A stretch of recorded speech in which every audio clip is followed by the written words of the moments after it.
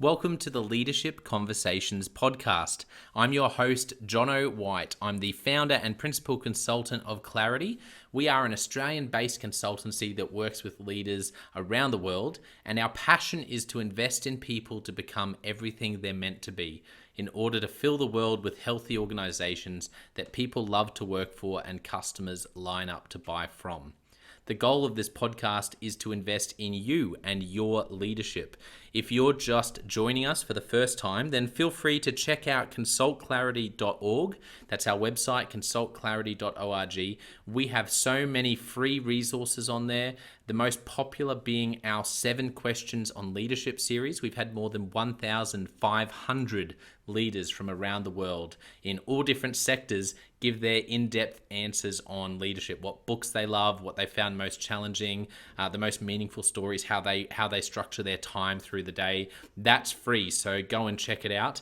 And we'd love to interview you about your leadership. I believe you have advice from your experience, your context, and your life so far that is important and can help other leaders. It's also a great way to give back. It's free to get involved, and you can do so by going to consultclarity.org/7-questions-interest, or just Google consultclarity.org 7 questions interest and fill out the form that pops up. We have a free resource for you on our website. It's called Leadership Survival Guide. It's a 57-page ebook. It has interviews with 10 world-class leaders, and you can go to consultclarity.org. It's right at the top, and get that today. We also have a daily email that we send out to over 15,000 leaders, and that email contains the highlights, our best content from our podcasts, our blog, my book, the books that we're loving that are out there about leadership. It's also the best way to get access to our masterclasses and workshops before anyone else. And there's also exclusive and limited special options just for subscribers. And you can subscribe by going to consultclarity.org/subscribe. Now, my gift to you is to work incredibly hard to provide the best leadership content I can to invest in you and your leadership. So if you're finding our content helpful, if you find this podcast helpful, then your gift to me could be this. If you do find it helpful, then write a review or rate our content and make sure you subscribe or follow. I can't emphasize enough how helpful that is. It really does help us to get the word out there so we can invest in more leaders to become everything they're meant to be. It also means a lot to me personally when people like you and people in our community share our content on social media. So if you do that, then please do look for me, Jono White, to tag me, and look to tag Clarity on whatever platform you're on. And our team, including me, I'm always looking to see when people have mentioned us so that I can engage with you. And also we look at sharing content. So if you write something about something we've done, there's also a good chance we'll share that with our followers. So if you could do that, that is a massive, massive help as we try to invest in as many leaders as we can around the world. Last of all, you can check out my book about how to deal with difficult people even if you hate conflict. It's called Step Up or Step Out. It's available on Amazon. You can just look up Step Up or Step Out Jono White, or you can go to store.consultclarity.org/book and check it out there. I have coached leader after leader after leader, and in more than 50% of the sessions, this topic comes up. How do I deal with this person? I'm finding it really difficult, and I just want to find a way that doesn't blow up to just to have a difficult conversation, to lead them better. How do I do that? There's a 3-step process that I outline in this book that I believe can help you. Okay, let's get into today's episode of the Leadership Conversations podcast. Enjoy.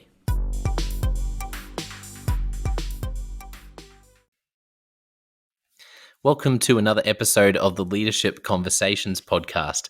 Today's guest is Winnie da Silva, based in the beautiful New York, which we just had a chat about.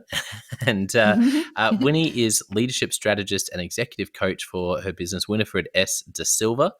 For more than 20 years, Winnie has been a sought-after executive coach, leadership facilitator, team builder, and business consultant. Winnie's clients include C-suite leaders, top-level executives, and emerging leaders who are in the midst of transformational change, often launching or shaping new enterprises, businesses, or teams. Winnie works with her clients using three levers: executive coaching, leadership development programs, creating effective teams. I love that. Earlier in her career, Winnie was a manager at Arthur Andersen Business Consulting and the National Director of Learning and Development at Bovis Lease. Winnie also hosts a podcast called Transformative Leadership Conversations with Winnie da Silva, where leaders share their stories of how they've overcome leadership challenges and what gives them continued wisdom to persevere through ongoing difficulties. Winnie received her bachelor's degree from Valparaiso University, sorry if I haven't pronounced that correctly, and holds her master's Yeah, degree you in got it. social work from Columbia University. She lives in Harlem Brownstone with her husband and three daughters. Winnie, it's awesome to have you on. Welcome. Thank you. Thanks so much, Jono, for having me on your podcast. I'm really excited to be here. Yes, I can't wait for this conversation. I have to admit, I enjoy chatting with leaders, and I also love chatting with coaches of leaders, like with a lot of the work you do, because I'm always excited for what I can learn. And I also know that leaders love listening to stories of other leaders, but there's often stories that coaches tell from working with clients. Sometimes you change the name and the location and the company, and but there's always really interesting stories that you can pass on. So first, give our listeners a window into the life of Winnie. I guess what a day in your life looks like right now, and just a little bit about your work, even though I mentioned that a bit, and anything else you want to share about the life of Winnie right now. Yeah, I feel really, actually every day I always feel really happy and blessed and, lucky that I get to sort of quote unquote own my own life, and decide what it is that I want to do. Sometimes that's intimidating because it's like, okay, there's so many choices, but work for myself, have been doing that for 16 years. So one of those lucky ones that started early in thinking about working for myself. But as you mentioned, I've got three daughters at various ages, so almost 18, 14, and almost 9. So really different life stages. So that keeps me really busy physically and mentally, keeping up with all of them. Yeah. But really, really have a great setup in that. Get to do what I love, try to figure out how to organize my days so that I get to do a little bit of everything. What sort of drives me is learning and growing and doing new things, but still doing, becoming sort of an expert in the things that I currently do while also pushing myself to do new things. So day in the life is like, doing the kid thing in the morning, getting everyone off to school, working while they're at school, and beyond sometimes as well. And then what's really important to me is, honestly, cooking a really good meal for my kids, Yeah. sitting down at the dinner table and having some really important and interesting conversations, not just about their life, but about sort of the world, and what's going on in it. So that's Mm. really important to our family. Yeah, I love that, and I love the passion for food. I always say that my wife Liz and I, anywhere we go, anything we do is food centric. Like all holidays start location, but then the first thing we start looking at is restaurants and where we cafes where we can go, and so I Oh, we get would get that. along very well. Yeah. Oh, yeah. It's always great.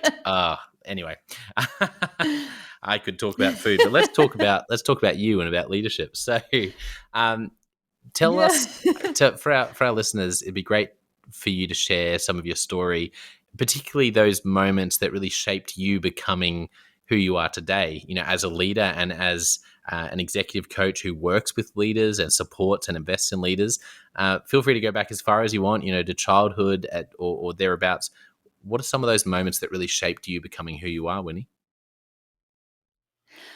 So, thank you for asking that question. I think that, even as sort of a little girl, I was always curious about people who were different than me, and always pursuing sort of, oh, that's interesting. Why is that? And, I have like a story that my mom always tells me when I was little. And I just disappeared because I was searching out the neighborhood, and I came back and I said, did you know that so and so lives there? And this is kind of who they are and what they look like and what they believe in. And just I kind love of that. in the suburbs of Chicago, seeking out people that were different, which maybe led me to New York City.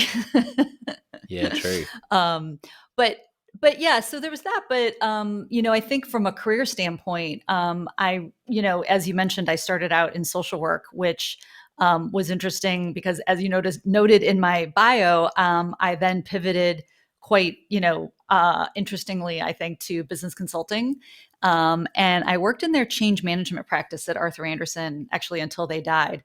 But I started out as a training coordinator, and then moved pretty quickly to training director. And then I was like, okay, I want to do consulting. And they're like, well, you Yeah. can't because you don't have a master's degree in change management. And I was like, yeah, but I've been doing social work, which is kind of change management on a different level. Yeah. Change management in the Bronx versus change management in, the CEO suite. So, yeah, so it was sort of interesting because I had this sort of drive, and I had this sort of naive sort of mindset that I could do it and I would just have to learn it and figure it out. And I was able to actually convince them of that, which was sort of amazing. Had amazing mentors along the way that supported me, and said that they believed in me and thought that I could do it as well. But I think that was really a huge turning point for me, honestly, as working at Arthur Andersen, because of that ability to say, I can do this and I'm going to convince people that I can. And I did Yeah. that by, kind of doing two different jobs.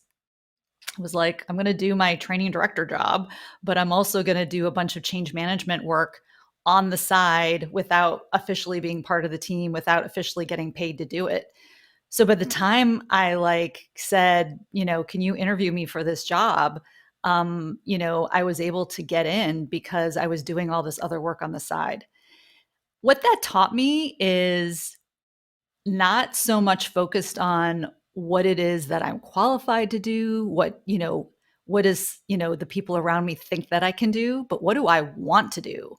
And whatever it is that you want to do, like, go do it and figure it out. That doesn't mean that won't be hard work. It doesn't mean that you won't have to go Mm. through some hoops or do some learning or, get the right people behind you to be able to do that. But you can do it. And I think that really shapes the way that I approach leadership and people who are thinking about taking that leap, taking those risks, and figuring out who are they and doing that hard work to figure out what do they really want, who do they really want to be, what does leadership mean to them. Yeah, that's incredible. I love the story. Tell me about the pivot. That's really interesting. Mhm. Do you remember the moment? Was there a moment where line in the sand where you went, oh, that's it. I really think what I need to do is go and do business consulting instead of social work. Like that's a big pivot. What did that look like? Was there an aha moment? Was it a slow burn to make that shift, or was there something that happened that really sort of triggered that where you made that call? Yeah, I'm glad you asked that. And I talk to people about this a lot. For me, I just did the old fashioned do a bunch of interviews and do a bunch of what I call informational interviews. I didn't know what I wanted to do. Most of us honestly don't know what we want to do until we start talking to people about what it is they do and really kind of get excited and understand the day to day of what that means and looks like. So I didn't really know what I wanted to do. I was just interviewing people. I'm like, oh, well, maybe I'll be like a recruiter. That could be interesting and fun because you don't Yeah. really know the kinds of jobs that are out there, No, no, no, you're right. so yeah, and so I talked to somebody that I knew and she's like, "Hey, I know a recruiter that you can talk to." And I just got super lucky because I talked to this recruiter and she's like, "I have the perfect job for you. It's not recruiting. It's this other thing." And she just got me Wow. in, and what was amazing was getting in at a sort of entry level kind of position, but at a company that had so much potential and so much room to grow. Mm. And again, that's something that I suggest to people, who are more junior. Just get in at a company that has a lot of potential and you can move up. So she assigned me and she was like, here, do this training coordinator job. I was like, okay, great. I mean, I was probably overly ambitious because honestly, within like 7 months, I was like, okay, I'm done. I'm ready to move on to this other job. And, my boss was like, I think you need to give it a little bit more time. And I'm like, okay. So I did, but it was like a pivot that I worked hard to get to in terms of talking to a bunch of people and figuring out, but I wouldn't have been able to like identify that on my own. And that's why I think Mm. relationships and your network and who you talk to and keeping that fresh. And I tell my clients this a lot. You have choices. There are Yeah. so many things that you can do, but you won't know it until you start talking to people and understanding what's out there and telling people, I'm looking for something. I'm trying to figure this out. What do you think? Who should I talk to? And just organically build your network from there. Yeah, that's great advice. It brought. I love how you unpacked that story and what you said about find a great place that has a lot of room to move and get in there Mm-hmm. and see where it goes.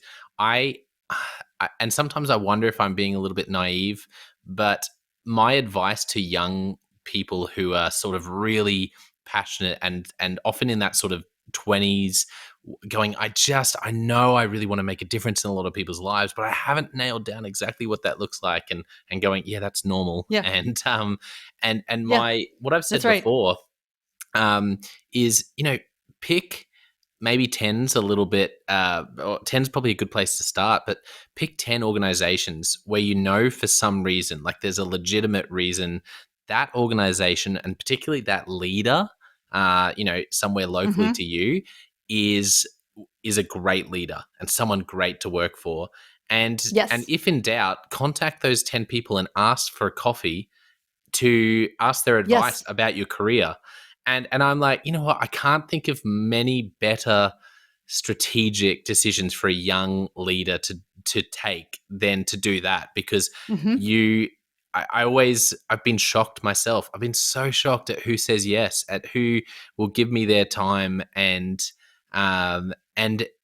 the most generous people and often the best leaders, and they're so willing to say, oh wow, here's this person reaching out wanting my They are. advice, and you just sit down with them and you just bring a notebook and you say, I'd love your advice. This is who I am, what I'm doing. What would you do? Yes. Tell me. And you just ask questions. And I know it sounds simple. That's why I'm like, oh, sometimes I worry it's a bit naive, but I do look at it and I go, No. you almost can't go wrong as a young person if you did that. And I think the doors that open through those relationships and just coming in with humility is almost better than 90% of other ways you can do it, particularly just adding your resume to a pile. Yeah. No, I tell people to reach out to people on LinkedIn all the time and just Yes. introduce yourself. I mean, if it's like a 1, 2, 3 connection, even better because it's a little bit warmer. But people want to talk about themselves. They're not shy. And if you say, hey, can you talk to me for 20, 30 minutes about your career, how you got there, what you love Hmm. about what you do, 95% of the people are willing and wanting to help you and to tell you. And I think that's really important. And actually good to go even further back than that. So my oldest daughter just applied to college, and so she's thinking about what she wants to do. And I kind of warn her and I say, the last thing you want to do is jump into and not that she would do this anyway, but like sort of the lawyer, doctor, engineer kind of, Mm. mindset, because so many people jump into, oh, this is like an easy path because it's laid out, Yeah. rather than doing the hard work in your early, teens, in your early 20s to say, I'm going to explore and I don't really know. Because what I've noticed with clients that I've worked with, people who have followed that quote unquote path, Yeah. when they're in their 30s, 35, like they're pretty unhappy because they didn't Mhm. figure it out and do the hard work early in their career to figure out, what do I really want to do? What do I really enjoy? And so anyway, so there's that aspect to it as well. Well, I think anyone who's listening who's in their any stage of life and has been thinking about doing that, if you now go and contact someone, have a cup of coffee with them, Winnie's advice, the 20 to 30 minutes is genius because that also takes a lot of pressure off and they know that someone's not going to just be sitting there. And then just saying, I only want 20 to 30 minutes of your time, but I'd love your advice on a call just to ask you or for a coffee, then someone should go and do that and then let me know because I guarantee it's a door Yeah. opener. So that was great advice, Winnie. I want to ask you a bit of a different question Oh, than I good. often ask Yeah. guests because I get so excited thinking about the stories you must have of where you've gone in and helped. I love the word transformation. That's really key in Mhm. in what you do. What are some stories Mhm. that or anything that comes to mind that for some reason really sticks with you as a just one of those like really significant stories you've been able to be a part of helping a leader see transformation in their team, in their organization, in their Mhm. personal leadership? What comes to mind? Well, I think one of the ways that I work with executives, if they're willing to go there. So, people come to me with all kinds of challenges that they want to work through. Some of them are a little bit more obvious obvious and accessible and sort of topical around, hey, I really want to manage the political landscape and kind of do some stakeholder management. That happens a lot at the most senior level to try to figure some of that out. But depending on what their needs are, or depending on how long I work with them, what I really love getting into is what their stories are that they're telling themselves that might be holding them back. And those stories might be what they tell themselves about themselves. It might be stories that they tell themselves about other people or their situation. And really unpacking what are those stories and how are those stories driving who you are and how you're showing up as a leader and what might be holding you back to be the leader that you want to be. And the reason that those things end up coming up is because the results that they're getting aren't the results they want, or the behavior that they notice about themselves, not the behavior that they really, are proud of or that they want to see in their life. And those things might not necessarily be, oh, I'm in conflict with somebody. It could be that it's a behavior that, hey, I'm not like showing up as confident and strong as I would like to be. So those are some things that I like to work on with clients, because those are the aha moments. That's when you really get into the deep, um, really perspective of where clients are coming from. I have an interesting story where I've worked with an executive quite a while ago, but I ended up working with him for like 2 years straight. And, he really started to impact, how is it that my family of origin started to influence the way Not that I show sure up as a if leader? How you come can when hear me, I Winnie, but we're start just having working some. with people who are more, so one of the areas of big transformation that I notice with clients, and just to kind of back up a little bit, clients need different things. So, I meet them where they're at. Some people are very, I wouldn't say tactical, but like they have some specific things they need to work through, whether it's relationships. And I was mentioning earlier, a lot of senior leaders are managing like the political landscape, stakeholder management. That's a lot of that I work with. I didn't say this earlier, but having come from Arthur Anderson and done change management work, I sort of approach the coaching that I do. It's kind of a dash of business consulting. I bring frameworks, I bring perspectives. I'm not shy to give some guidance there, but also really focused on executive coaching, asking really good questions, creating ownership and empowerment with coach the people that I coach, so that they're kind of identifying their own issues and their own sort of what's holding them back. And speaking of holding them back, one of the techniques that I use, or I guess framework way of thinking that I really find transformational, is helping clients unpack what their stories are, the stories that they might tell about themselves, the stories that they might tell about that they think about the people around them, or the kind of the quote unquote the way things are. And I find that unpacking some of those stories really can get to the root cause of some of the results that they're getting that they're not happy with, or some Yeah. of the behaviors that they notice in themselves that they're not happy with. And if you try to solve the results and the behaviors, but don't get to the core cause of some of those stories that are holding them back, you're not really making a lasting change and a lasting difference. I always say that unless they start to notice changes in their personal life, the changes probably aren't really embedded and really aren't happening at a deeper level. So just briefly, that's kind of how I see that. Yeah. I don't know if you have any like thoughts on that. Well, one thing I was going to say, I love that approach around the stories you tell yourself, because something I've just started doing with organizations, Hmm. working with a group that of consultants actually, but Hmm. helping them identify the stories. That's why it brought the same thing to mind. Yeah. I'm working with them to identify the stories that their customers are telling themselves, and I Oh, think it's interesting. it's that because what I wanted to I help them really identify was, you know what, it's one thing to, often we can feel like we're banging our head against a wall when Hmm. we see the same issues pop up time and again.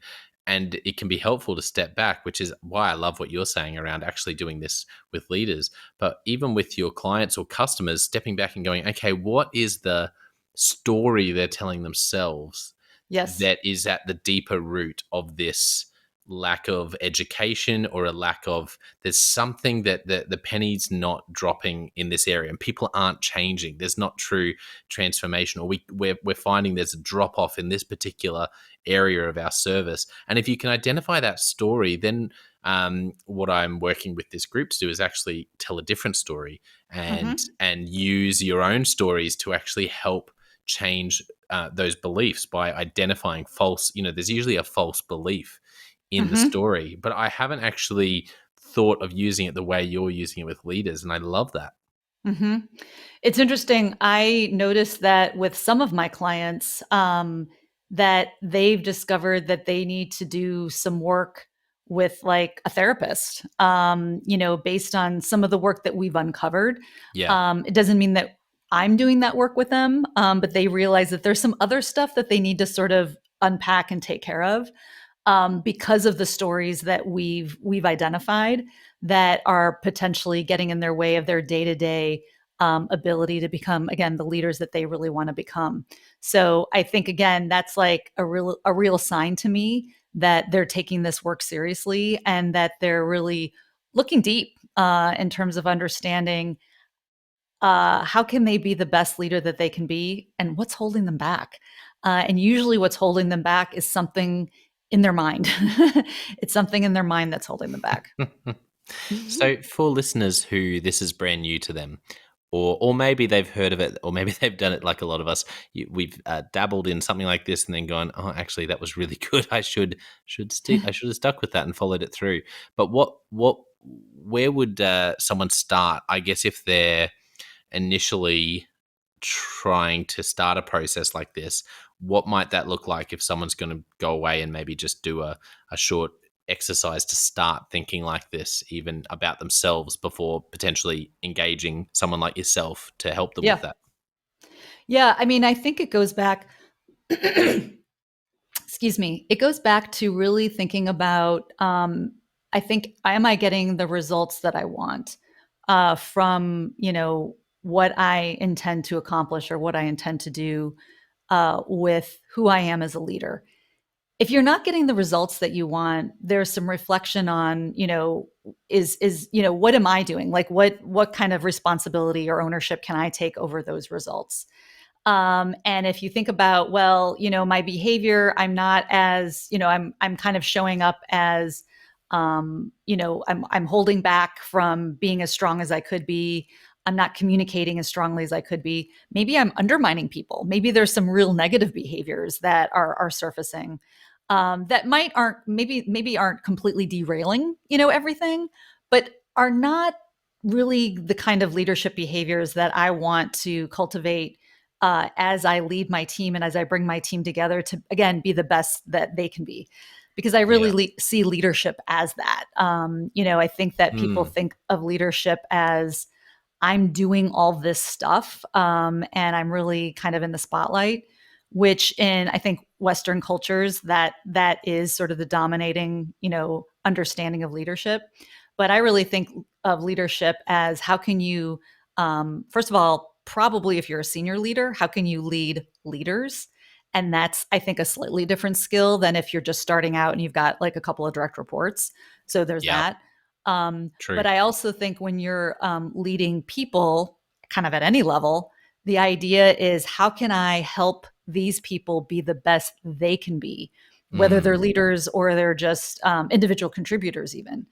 So if you think of leadership like that, that takes, first of all, a lot of work. And second of all, it's a lot of work that people don't necessarily quote unquote see or you don't quote unquote get credit for. My analogy is always those IKEA wooden pegs that you use to build furniture with. And if you're building something from IKEA and those wooden pegs are showing, you've done something wrong. The furniture is probably going to fall apart. True. But if the wooden pegs are not showing, what that means is you probably have done a good job, and the furniture is not going to fall apart. So leadership's kind of like that. You're not always seeing the results of the good leadership and the time that a leader has spent with their people. I like So that. anyway, going That's back to great. stories, what's that? I like that, the IKEA pegs. That's a good analogy. Just because you can't see it doesn't mean it's not there. In fact, if you could see things, that would probably mean it's there's things are going to fall apart. That's right. That's right. Yeah. And so going back to stories, I think that, what you're doing with your people and actually this really nicely leads into one of my favorite topics around leadership, which is feedback and uncovering blind spots. That's when we actually really uncover some stories that might need to be reshaped or might need to be focused somewhere else, or how do you reshape those stories? Is usually when we find out what our blind spots are. And the only way we find out what our blind spots are is by asking other people their perspective on us and how we show up. It's so simple, but that's actually really profound. Um, the only way to find out what our blind spots are is to ask other people what they're seeing. Yeah. Yeah, And I that's so think the good. more senior you get as a leader, the harder it is for people to be honest with you, which only means that you have to do a better job of getting people to be safe and comfortable giving you that feedback. Yes. That's up to you. That's so true. And it's funny, isn't it? Because it's one of those things where when you're starting out, you're getting too much feedback. It's like, Yeah, right. please, can everyone stop telling me everything I'm doing wrong? And then, but you're right. The higher you travel, the more the more without, if you're not intentional about it, people Hmm. are going to tell you what you want to hear because you're having Hmm. more and more influence, and Hmm. they're looking to see if you like what you're hearing rather than when you're starting out, which is people are looking to see if you can just get the results they want you to get. And I've never That's thought right. about it that way, but it's so true. So actually, the chance of having blind spots in some ways would go up the more senior you are in leadership. Yes. Yes. I mean, it's interesting because you're usually a more skilled leader. Yes. So there's that. But again, um, usually the things that derail leaders isn't their technical skills. It's not their IQ. It's not how good at the, quote unquote good they are at their job. It's usually the people stuff. And we Yeah. all know that the people stuff is the hardest stuff, the hardest skills. And so the more senior you get, yeah, you're really good at a lot of things, but you're still working with people, and the higher up you get, you're working with more sophisticated, really Mm. good people. Hmm. And sometimes those people are even harder to lead and to challenge. Yep. And your stuff is going to show up. And it does, and everyone has their perspective. That's the other thing about feedback is that Mm. it's not like it's necessarily factual. It's not necessarily black and white. Yeah. You've got one person whatever's happening is not, you're not gelling, or you're triggering that person, or, that relationship isn't going as well as it could, where maybe everyone else, it's going great. Mm, Well, it doesn't mean that you ignore that other person. And it doesn't mean that what you do with the other five people, yeah, that works, but with the other person, it doesn't. Well, why mm. not? And can you get behind that and make that relationship work, which might mean it might look different? That's great. So, for a listener who is madly scribbling notes because they're having, a big aha moment about blind spots and feedback, and thinking, as you do as a leader, sometimes you think over some of those things that have blown up or that haven't gone well, and you think, okay, maybe I do have some blind spots some new blind spots that I need to take the time and the hard work and what advice would you give them on feedback in terms of a senior leader? People are telling them what they want to hear. What are some basic things that they can put in place to get quality feedback, and yeah, the process around doing that? What would you suggest, Winnie? Yeah, good. Yeah, thanks for asking that. So there's a bunch of things, but if I had to come up with like the three top approaches that a leader should take when it comes to, hey, you really are interested in uncovering blind spots, and what should you do? I would say three things. One is you really absolutely, number one, have to make people feel safe. How do you make people feel safe in giving you that feedback? And there's a bunch of ways to do that. I'll give you a couple of suggestions or examples. So one is, talking about what you want to get feedback on. So throwing something out there to say, I already know this is a blind spot, or this is not blind spot. This is something that I know I need to work on. You can give me feedback on this. And Mm, in that way, it's like an entry point to say, oh, okay, they're actually throwing something out that's real, not just like a fake thing. yeah. Okay, I can give feedback on that. So that's just one example, but making really people feel safe. I'd say the second thing that follows after that is constantly asking them for feedback, right? Making it a routine request. Yeah. So it's not like, oh, well, I asked them and they didn't give me feedback. Oh, well. Um, and then again, that's part of safety, because the more you ask, and you can say, I'm not going to give up, I really do want your feedback. And then the last thing, which kind of goes along with it too, is set it up before you need the feedback, right? And so, assuming you're having one on one conversations with your direct reports and with other folks, which you should be, by the way, even if it's 30 minutes every other week, tell that person, maybe you don't have feedback for me right now, but I want you to know that I'm going to be asking you for feedback every time we meet.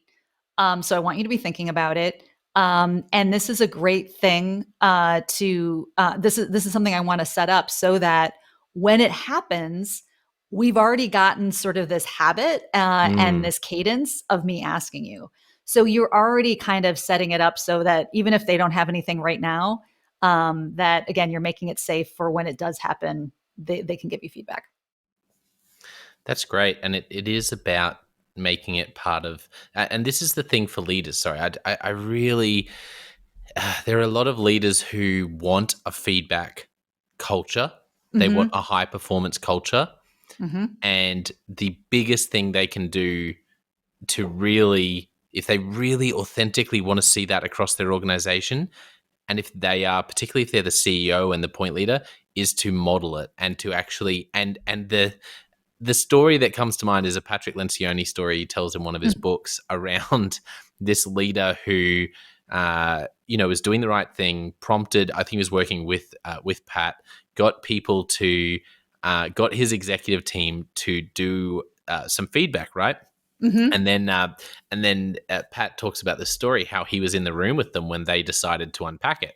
Uh-huh. But the way the leader did it, without, once again, just in terms of personality type, the things that made him a great leader in some ways, in this moment were really, really wasn't helping him, because what he did is he was like, okay, I've got this in front of me. The first thing is, so some of you don't think that I'm, that I'm following through in this particular area well enough. So Right. tell me about that. And these people Oh, who had written this anonymously, yeah. to try to facilitate it, all sheepishly went, oh, people are crossing their heads, and he does this for a few points, and he's like, oh, okay, and keeps going. Anyway, Pat talks about how he was in one of these rolling chairs, with the wheels, Uh-huh. and he was in the corner, and he sort of did that awkward sort of shuffle, like moved forward with his chair and brought it up to the table and was like, hey, you do realize that the page he's reading from, there's no one else. It came from it came from you. So Yeah. he had to get in there. And I love that story because it's like the leader was so close to having a breakthrough in that moment, and so he ended up helping them facilitate that. But what that leader needed was to create exactly what you said, create the safe space. Mhm. Like that leader had gone so far to get the feedback, but the way they were facilitating it to actually then have a discussion around it turned the safety off again, and people then didn't feel Right. comfortable. And I think we need to be so intentional and potentially bring in external people. Exactly what you said before about the blind spot, and say, help Yeah. me, tell me where, like, if Yeah. I'm not hearing something, can you help me work out what am I doing to, or even facilitate a conversation like that in a team, which isn't easy, but Yeah. that's where the gold is. Yes, absolutely. Yeah, and I would say two more things about that. One is um one of the things that I have like a workshop that I teach, one about how to give feedback, but the other one is how to ask for feedback. And in both of those, the focus is on what's the behavior. So instead of using kind of a quote unquote label like, you're not a good communicator, well, what the heck does that mean, and how am I supposed to change that? I have no idea. But if you Mm, tell me, I notice that when you and this might not be a senior leader kind of an issue, but I notice that when you communicate, you look down, right? yeah. Or you don't project your voice. Okay, those are two things that I can actually change. Now I know what that is. But the second piece is the impact, right? I may even not have a blind spot around the fact that I do that, but my blind spot is around the fact that people just are maybe disengaged, or they're almost like anxious for me because I'm looking down and I'm not projecting. Oh, Mm. I didn't realize that the impact was making other people uncomfortable, or other people feeling like I didn't have authority in what I was saying. So that's where the blind spot is. Now it's interesting because part of the work that I do when I do team development work is I ask for feedback on the team leader.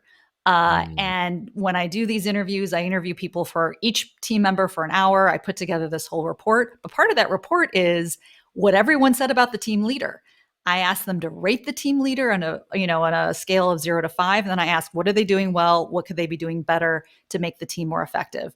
And Yeah. all of that data is right there in the report. And it's completely transparent. I tell everybody on the team.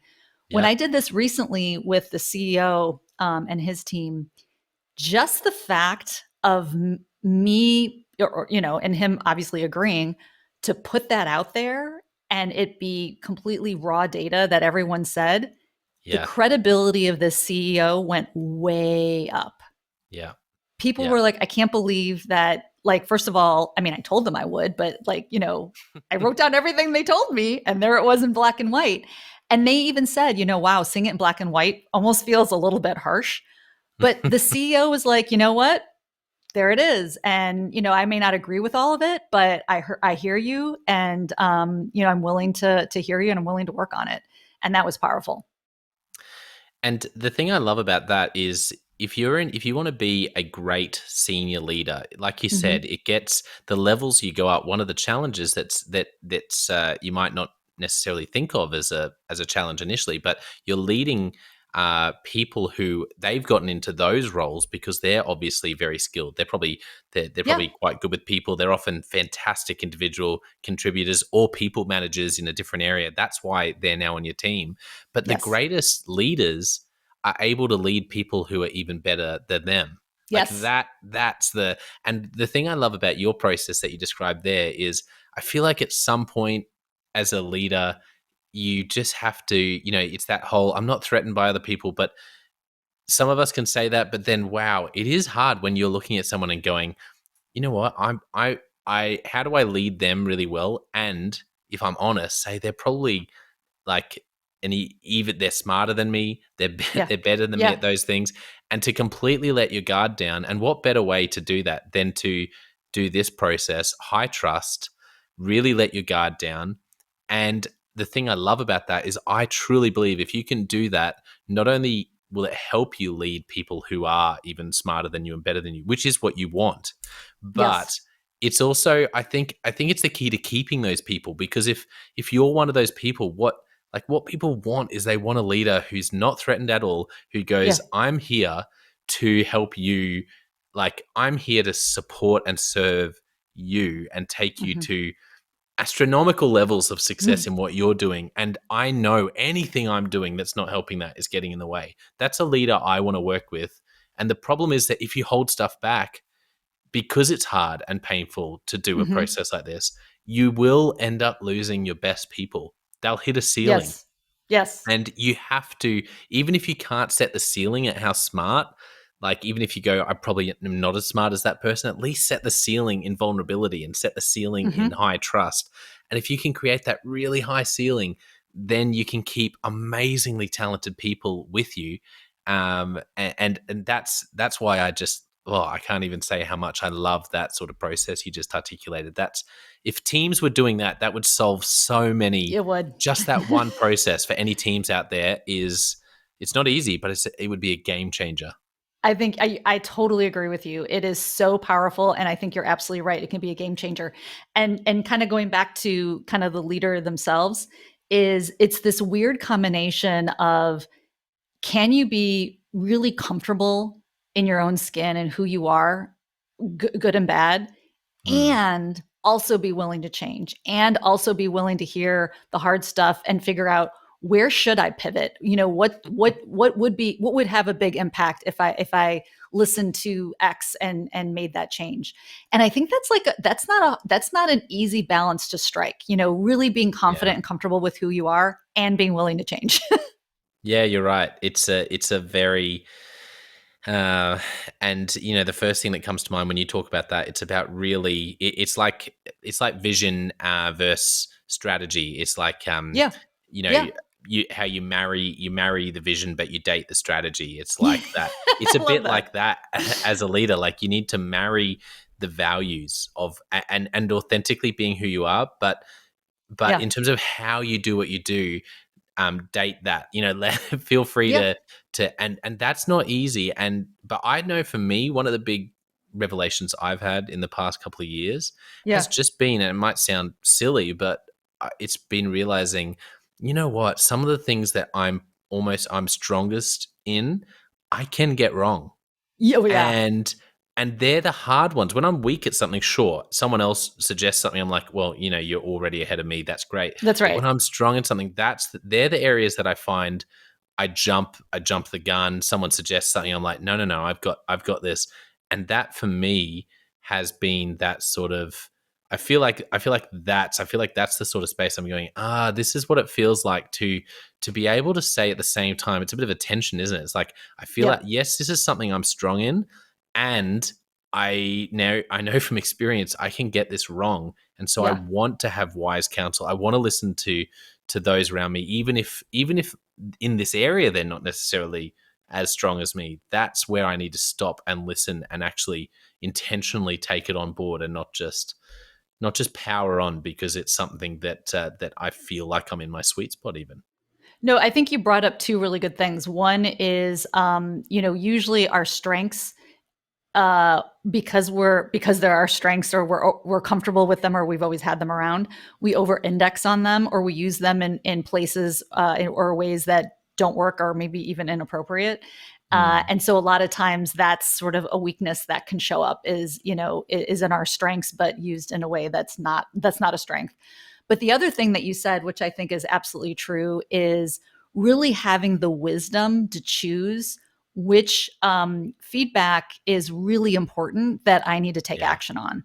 I coached someone. In fact, I'm just now finishing up coaching with him, but I've coached him for like 2 years, and now he's retiring. It's the first time I've actually coached someone who's retiring, which is Yeah. interesting. But he Yeah. got feedback early on in his 360, something about like his accent, like his accent is too something. And, Hmm. he just ignored that. He's like, that's not, I mean, at this point, I'm late enough in my career. I've done really well. And it doesn't mean that that's not relevant. It's just that, that's not something I'm going to tackle right now. Yeah. This other stuff, yeah, I'm going to tackle this. That's not relevant. So I think having that wisdom as a leader to decide, what's going to have the impact, what's really needed in terms of the Hmm. changes that I might need to make. Yeah, that's fantastic. I love that. That is wisdom, isn't it? Just to be Mm-hmm. able to actually say, that it might be valid, but I'm actually not. I'm Yeah, actually going to let that one go and tackle something else. that's right. Well, we could keep talking forever, I feel like, but I'd love to invite you back for another episode, Winnie. My thought is maybe what we could do is another conversation down the track and really zero in on one of these areas, because I know we've Yeah. sort of touched on a couple of things. Maybe feedback, we spent a bit more time today, but there might be something else where we can really drill down, because I think listeners will get so much out of it. So the I'd love invitation's that. there. Yeah, We'll have to that'd be do that, great. but let's do Leadership Express. You ready? Okay. Yeah, I'm ready. I love it. Okay. Let's do it. What is a book that you've gifted a lot to other people? Oh my gosh. And it's so funny because I'm so bad at remembering titles and I gave the two books that I'm thinking of away. But it's Greg McKeown. Oh yes. Do you remember what's the name of the book that Essentialism, effortless, Essentialism and what's the other one? effortless. Yes. I love those books. Yeah, me I too. thought, right? I feel like I got so many personal insights. And it's weird because is that a leadership book? I guess it is, but it's really like a personal life book. But it's so relates to leadership. So those are two books that I've been giving away. In fact, I need to buy some more copies because I gave away my last Oh two. yeah, they're probably in my top five. They're rereadable as well. Like I listen to them on audiobook, and I must have listened to the summary of Effortless right at the end, like Uh-huh. 20 times, no exaggeration, taking Oh, notes. I I think love that. I wrote it down verbatim because he was just going through all these points, and I just when you're like, I'll take notes, but then you write every word, and you're like, well, that's not really notes. That's just It's I writing should have everything you just just bought said. I should have just bought the paper book and highlighted those pages, but it's really good. So that is a wonderful recommendation. Okay, any great podcasts you're listening to? We'll have to mention your podcast now as well, so you Thank can you. throw that one in. But any others you're listening to as well? Any other sources you're really loving, reading, watching, or listening to right now? So oh my gosh, the oh gosh, hold on. I'm so bad at remembering name. I mean, coaching for leaders, Dave Oh yes, can't remember how to say his name. This is terrible. no, it's on the tip of my tongue as well. I Sorry, know. Dave. Anyway, coaching for leaders Yes, is a great podcast. I've actually talked to Dave personally when before, like maybe a whole year before I started my podcast, just because I reached out and I mean he's so generous with his time. He totally, we had like I think even two conversations, and he was so Dave Stakowiak. encouraging. Is it Dave Stakowiak or Stachowiak? Yes, Yes. yes, Yeah, yeah. exactly. Just so people know. Yeah, sorry, keep going. And he anyway he was so encouraging and I just love his whole style. He's so casual and yet so smart and engaging, and he really has some great people on his show, and I love that. That's a great show, so that's a recommendation, and there's so many topics that he touches on. Yeah. Another podcast that I'd throw out there that a colleague of mine and that she's put together is called The Inside Job, Yep. and she's really my go-to person as it relates to career coaching. She doesn't just do career coaching; she does executive coaching too. But Inside Job is another amazing podcast for those of you who are thinking about your career, and the inside job idea is like what's in your head and what's holding you back, so a little bit of mindset stuff too. Oh, I love it. They're Yeah, great recommendations. And for listeners, I'm going to get you to say it again just because I like to put it out there. What's your podcast for people to tune into? sure. It's Transformative Leadership Conversations with Winnie da Silva. Love it. What is a recent leadership lesson you've learned for the first time or been reminded of? Oh gosh. Well, it's interesting. One thing that keeps coming up again and again, I just taught a class yesterday all day with on site in person, which was so much fun, with a new client that I've started working with. And I was talking about situational leadership. I was talking about communication styles. I was talking about setting expectations. And the one thing that seemed to resonate with everybody, which I just touched on a little bit, was asking good questions, asking open-ended questions. And I just feel like that is a gem and a thing to talk about with leaders that unpacks so many things. Like, ask good questions. When you're in a meeting, you don't know what to say, ask good questions. When you want to say something and you talk too much, ask a question instead. You don't talk enough, ask a good question.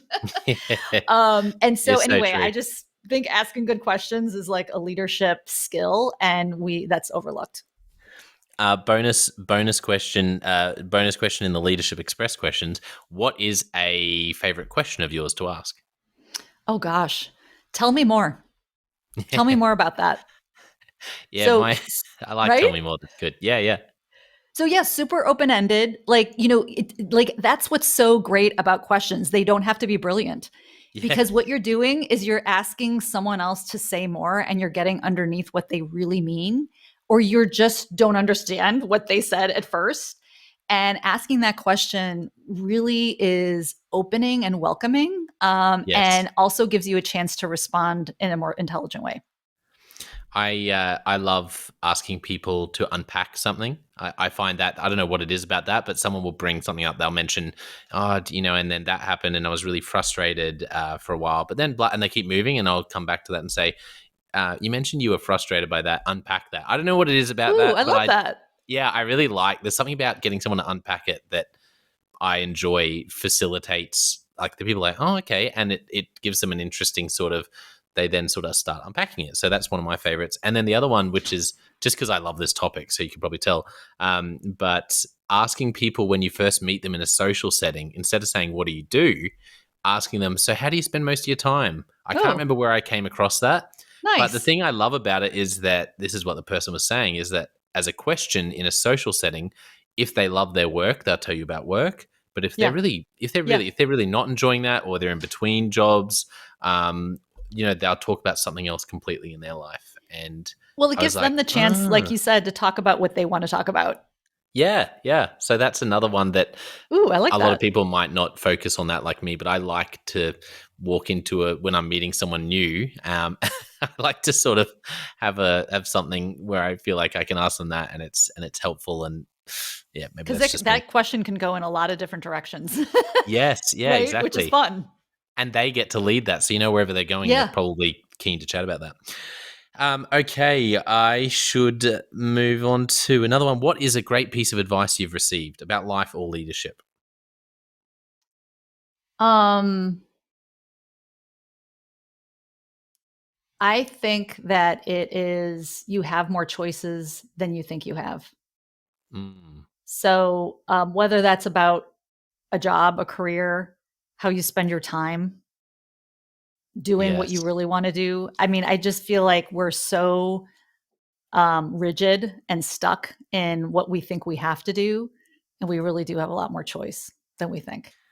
That's so good. I remember one of my favorite things I heard a while back that really stuck with me is this idea of the third option, and Hmm. how often we're like, is it A or B? But I love asking people, what is there a third option? Like, what might be the third option here? Because so often we're Oh, I sort of like that. vacillating between two. Yeah, which is the same sort of idea.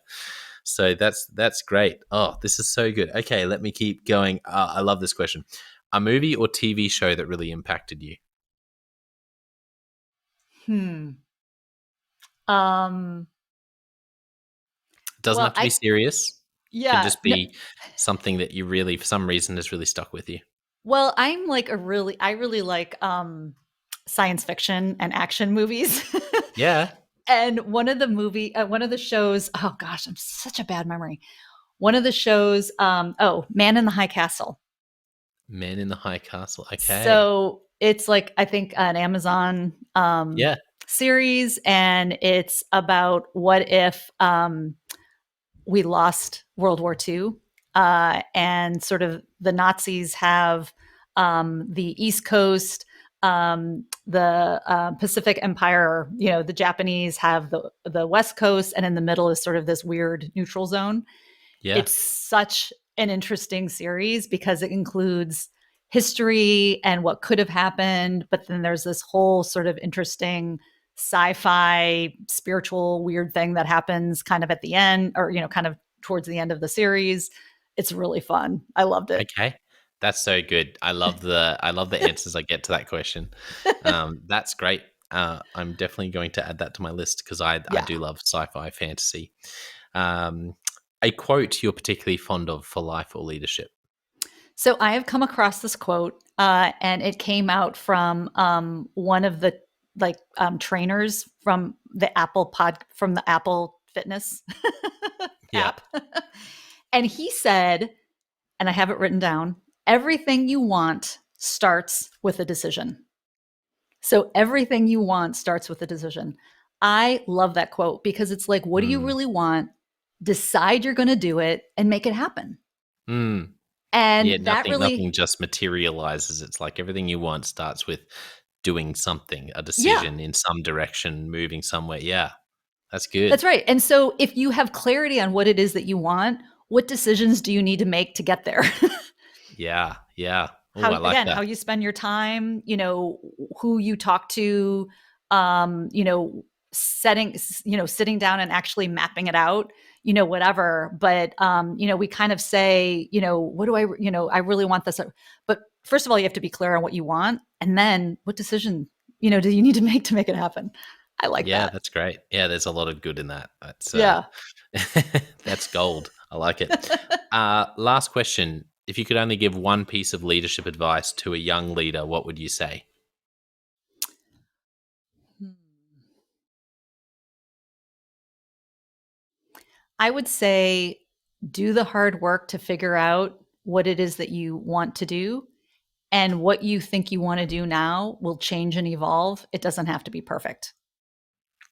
That is fantastic advice and a wonderful way to sort of land the episode today. So, where can people find you, Winnie, if they're listening, going, "Oh my goodness, I have to get in contact with Winnie and work with her and ask her questions about this or that she mentioned"? It's like blowing my mind. Where can people find you? So they can find me on LinkedIn, under Winnie da Silva. They can also go to my website, www.winniedasilva.com. And they can email me at winnie@winnifred.org. Excellent. Well, I Yeah. want to thank our listeners for tuning in. This is I probably Yeah. say this a lot, but honestly, this has been one of my favorites. I just have Oh, thank so you. enjoyed this conversation with Winnie. For the listeners, don't forget I also have the John O'White Leadership Podcast, where I give you tips on how to cast vision and build teams and things about well-being and just all things leadership. And the leadership question of the day, which is a new question every day to put a stone in your shoe and challenge you as a leader. Uh, so check those things out. But most of all, I want to finish today by saying a massive thank you for your generosity. And, sometimes I think I have too much fun in these conversations. And today was one of those days. It was just a delight. I Oh, really good. think if leaders could, just take on board one of the many things you said today, it can be a game changer for them in their leadership. And that's what I loved most about today. So, Winnie, I really appreciate it. Thank you so much for coming on. Thank you, Jono. This was so much fun. I really enjoyed talking to you. Like you said, I think we could go on for a while. So thank you so much for inviting me on your show. Well, I hope you enjoyed that episode of the Leadership Conversations podcast as much as I did. If you're joining us for the first time, don't forget to check out consultclarity.org. That's our website, consultclarity.org. We have so many free resources on there, including our 7 questions on leadership series. We've had more than 1,500 leaders from all over the world in all different roles, in different industries, answer these 7 questions on leadership, and leaders give these in-depth answers around how they spend their time, a book that's been significant for them. It's just a gold mine. It's completely free to access, so go to consultclarity.org and look for that. We'd also love to interview you about your leadership. I believe your experience, your life, your context means that you have advice on leadership that other leaders can learn from. Yes, you, if you're going, not me, well, no, I really believe you would have something to add. So if you're looking for a way to give back, it's completely free to get involved. And we would love to interview you through the 7 questions on leadership. You just go to consultclarity.org/7-questions-interest, or Google consultclarity.org 7 questions interest and fill out the form and get involved. We have a free resource on our website called the Leadership Survival Guide. It's a 57-page ebook, 10 world-class leaders giving their thoughts on leadership, and that's completely free. It's available on our homepage, consultclarity.org, right at the top, so make sure you go and get that and download it today. And we have a free daily email that you can subscribe to. We send this out to over 15,000 leaders from around the world. And it contains the highlights of content from our podcasts, our blogs, our books we're reading. It's got the best content, and it gives you exclusive, limited, early access to our masterclasses, workshops, new products, special offers. It's all for our subscribers. You can go to consultclarity.org/subscribe and join 15,000 other leaders. And you know, my gift to you is to work really hard, particularly through the Leadership Conversations podcast. I have been blown away by the quality of the leaders, and I'm learning as much as anyone in doing these interviews. So I'm having a great time. And my gift to you is to keep lining up the best leaders I can to invest in your leadership. Your gift to me, if you're finding this helpful, there is something that you could do that would help us out massively. And that is to write a review and to leave a rating for our podcast or wherever you're watching or listening to this. I can't tell you how much that helps us out. Also, subscribe or follow. It really does make a difference in helping us to help more leaders become everything they're meant to be. Another thing that means a lot to me personally is when I see our community share our content. So if you do share this or any other piece of content on social media, then thank you, and please do that. And look for me, Jono White, or Clarity, and tag us in your post. Our team is always looking for posts to engage with from our community, and there's also a chance that we'll share your content to go beyond and share it with our followers. Last of all, you can check out my book. It's called Step Up or Step Out: How to Deal with Difficult People Even If You Hate Conflict. I wrote this book because 50% of the coaching sessions I have with leaders, this topic comes up again and again and again. And it's this idea of, how do I have this difficult conversation? How do I lead this person better when I'm finding them difficult? Or in some cases, you look and you say, I think I might be leading a difficult person. They're just quite difficult to lead, or I'm finding them quite difficult to lead. So there's a 3-step process that I unpack in Step Up or Step Out. And the amazing thing, and I've literally done this myself, and I've heard it anecdotally from other leaders as I've coached them, is that if you follow this process, you will see that person step up and change their behavior or make a decision, which is to step out some of the time. 95% of the time, people will step up or step out in just 4 weeks. And I stand by that. It's you have to read the book to understand, but I really do believe in it, and I've experienced it firsthand. It works.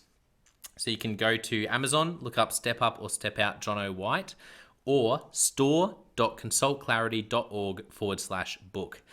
Well, thank you so much for listening. We're going to be back with a new episode next time of the Leadership Conversations podcast. And I hope today has helped you to take another step towards becoming the leader you're meant to be. See you next time.